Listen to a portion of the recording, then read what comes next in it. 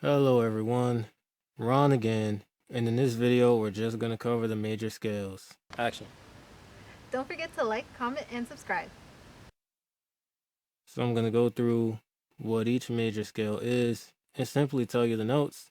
I have visual aid in two different ways in this video because it might be easier if you see the notes played on an actual keyboard.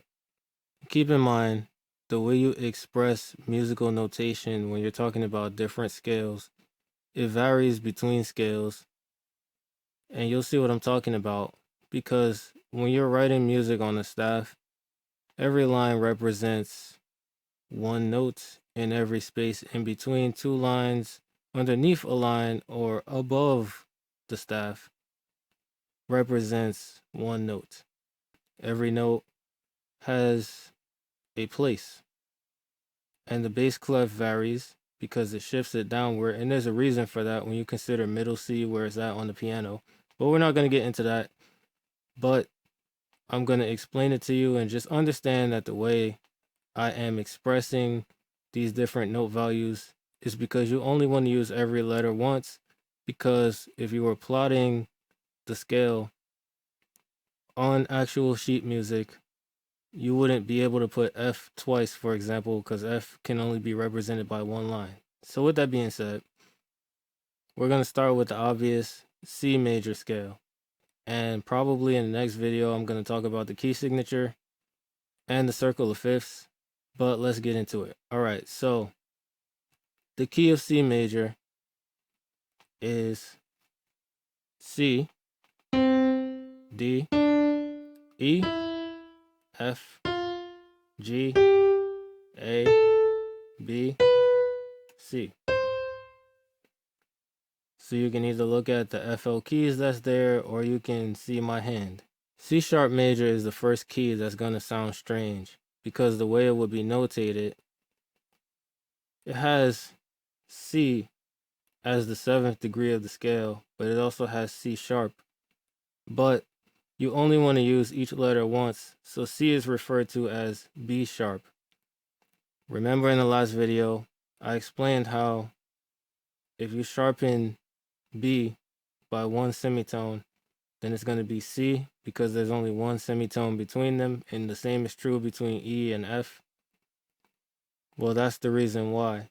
So in this key, every note is a sharp in the same way the key of C has every note being just the regular natural note that it is.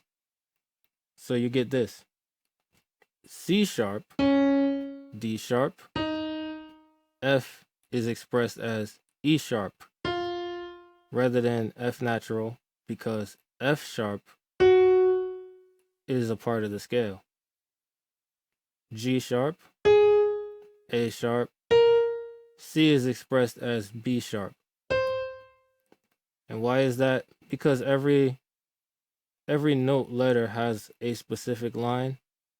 And what this tells you is that if C was placed on the line, on the staff, and you were reading sheet music, you would play a C sharp if you knew that the key was C sharp, because everything is going to be sharpened. And there is no line for C sharp, is what I'm saying. So the line that is C would represent C sharp in that case. The line that's D would be a D sharp. The line that is E, you would actually play F, because on the line that is F, you wouldn't be playing F natural, you would be playing F sharp. So that is why the notation is going to be strange, because you only want to use every letter once. So just to go over that quickly one more time: C sharp, D sharp, E sharp, F sharp, G sharp, A sharp, B sharp, C sharp. So every letter is only used once. The key of D goes like this.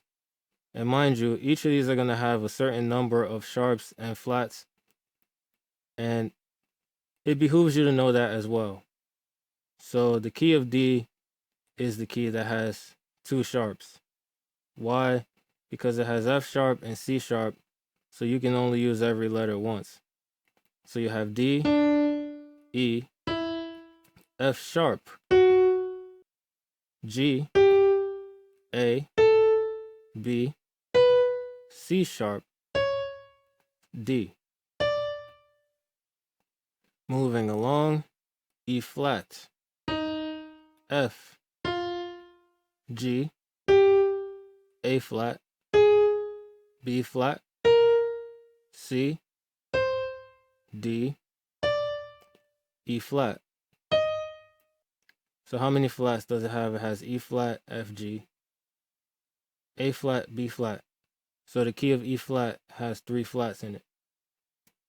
The next key is E. And keep in mind, you can express some keys as both a number of sharps and a number of flats, but I'll talk more about that probably in the next video if I go over that. This is how I think of it because it's simpler to think of it as E flat to me rather than to think of it as D sharp. Because if you're thinking of C sharp, you could also think of the scale as D flat. And then it's going to have 5 flats rather than 7 sharps. Anyway, the key of E. E, F sharp, G sharp, A, B, C sharp, D sharp, E. So every letter is only used once, and you have 4 sharps. The next one is the key of F, which has 1 flat. So it's F, G, A, B flat, C, D, E, F. Then you have F sharp. So F sharp, G sharp, A sharp, B, C sharp, D sharp, E sharp, F sharp. So it has 6 sharps. So F sharp has 6 sharps. C sharp has 7 sharps. And the difference is that the key of C sharp, if you are playing the piano, the white keys are going to be C and F. And if you're playing F sharp on the piano, the white keys are going to be B and F. The key of G has 1 sharp, so it's G, A, B, C, D, E, F sharp, G. Next is the key of A flat, which has 4 flats in it. So you have A flat, B flat, C, D flat, E flat, F, G, and A flat. Next is the key of A, which has 3 sharps.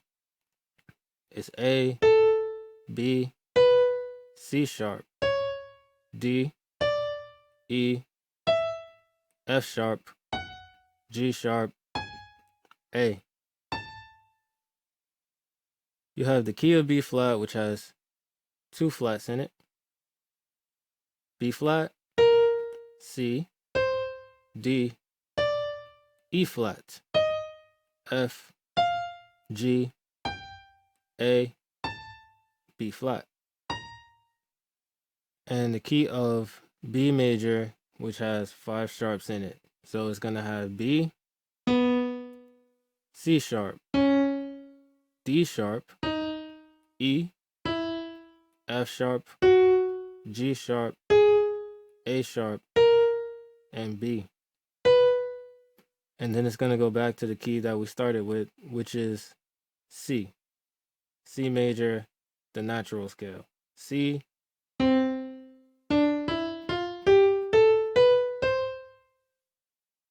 Just all of the white keys. C, D, E, F, G, A, B, back to C. So you may ask yourself why I went through all this trouble, but this is going to help you to understand what you're seeing in the circle of fifths and in the key signature if you want to read music and you want to understand how to modulate further down the road. And a lot of people do not tell you about modulation and things of that nature because I guess they figure it's a little bit too much to handle going in. But trust me when I say that it is a lot easier for your life if you want to write music that has a lot of expression in it. If you understand modulation and if you start off understanding the number of sharps and flats in each scale and even why there are that many, because if you're going to read music, every note has a particular line, or in between the lines, or under the lines, or above them. They're called spaces. So basically, when it's not on the line, it's in a space. And you can only use it for one note. So if there's a note that's plotted in the space of C, and it's the key of C sharp major, that's going to be a C sharp that you play when you see that note. And you have to understand that if you want to read music. But I'm not going to belabor the point. Just understand that even for expressing a scale, if you're expressing something like A major, you only want to use every letter once. So that is the purpose even when I am describing the scales in this manner. Because it would be confusing if we're doing the key of C sharp and then you get to C and there's a C and there's a C sharp. It just makes less sense. And maybe at the beginning it seems like it does not make less sense, but moving forward later on you will understand if you take heed to this lesson.